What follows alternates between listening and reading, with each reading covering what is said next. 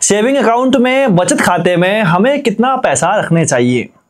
दोस्तों आज के टाइम पर हर एक व्यक्ति का अपना अपना बैंक अकाउंट ओपन हो चुका है, चाहे वो बच्चों का माइनर अकाउंट हो, चाहे किसी का जीरो बैलेंस अकाउंट हो, चाहे किसी भी अच्छे एक अडल्ट व्यक्ति का रेगुलर सेविंग अकाउंट हो। तो ऐसे में काफ़ी सारे लोग इसी क्वेश्चन की उलझन में रहते हैं कि भाई हमें हमारे बैंक अकाउंट में कितना पैसा रखना चाहिए, या हम अधिकतम कितना पैसा रख सकते हैं कि हमें इनकम टैक्स का नोटिस ना आए।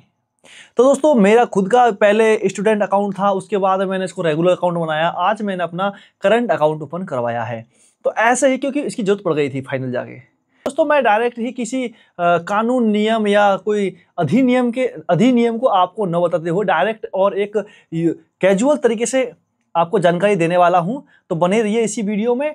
मैं हूं धीरेन्द्र सिंह बिष्ट और आप अभी देख रहे हैं टेकनेट मी। दोस्तों अगर आप भी एक बहुत ही कैजुअल यूजर हो, जो कभी कभी बैंक से कैश निकालते हो और रेगुलर अपना सुबह शाम अपना काम करते हो, एक आम आदमी हो, तो ऐसे में ध्यान दीजिएगा, आपको एक फाइनेंशियल ईयर के अंदर 10 लाख रुपए तक का जो भी आपका लेन देन है, जो भी आपका जो अकाउंट में जो बैलेंस होता है, उसको आप रख सकते हो।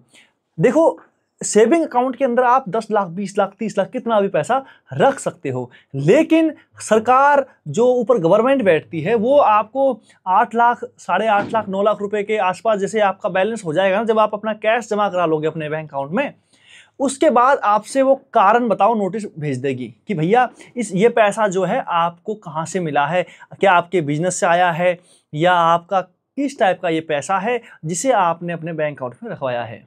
तो दोस्तों काफ़ी सारे लोग किसान भाई होते हैं, जो कृषि भूमि से जो पैसा आता है उस पर कोई टैक्स नहीं लगता है।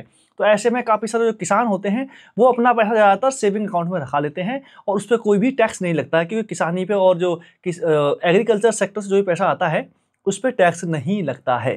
तो ऐसे में दोस्तों अगर आप किसान हो और किसान हो तो आपको देखो चिंता करने की जरूरत ऐसे नहीं है, क्योंकि अगर आपका कोई भी पैसा है जो किसानी से आया हुआ है तो आपको घबराने की जरूरत नहीं है। और दोस्तों अधिकतम हालांकि बहुत सारे यूजर्स ऐसे भी होते हैं जिनका पैसा साल में 4 लाख, 5 लाख, 7 लाख, 8 लाख रुपए तो घूमता है, उनको कोई भी चिंता करने की जरूरत नहीं है, क्योंकि सरकार ने 7.5 लाख की लिमिट तो ऐसे ही दी हुई है। आप 7.5 लाख रुपए तक अपने बैंक अकाउंट में कैसे भी रख सकते हो, कोई भी पूछताछ नहीं होगी। लेकिन दोस्तों जैसे आप 10 लाख रुपए तक कैश अपने बैंक अकाउंट में रखते हो ना, तब दिक्कत आती है। तब आपसे कारण बताओ मतलब आपके पैसे का स्रोत पूछा जाएगा कि भैया पैसा कहाँ से आया है। बस अगर आपको उस हालात में अगर आपने अपने बैंक अकाउंट में कैश नगद 10 लाख रुपए जमा करा दिए हैं, तो आपको देखो घबराने वाली कोई बात नहीं है। एक बार थोड़ा सा नोटिफिकेशन आ जाएगा, आपको नोटिस आ जाएगा, थोड़ा सा आपको उस कारण बताना है कि भैया यहाँ ऐसे पैसा आया है, मैंने अपने अकाउंट में जमा करवाया है, और आपको क्लियर नोटिस मिल जाएगा। कोई घबराने वाली बात नहीं है, कोई पुलिस वाला आपको उठाने नहीं आएगा। और दोस्तों कई बार होता है दोस्तों, हम बिजनेसमैन हैं, जैसे कि आप कोई काम धंधा कर रहे हो, आपका फर्म है और आप फर्म के अकाउंट जो भी फर्म का पैसा है उसे आप सेविंग अकाउंट में रख रहे हैं, तो ये आपकी बड़ी गलती है। क्योंकि सेविंग अकाउंट को 10 लाख रुपए की जो लिमिट होती है उसके ऊपर नोटिस आ जाता है।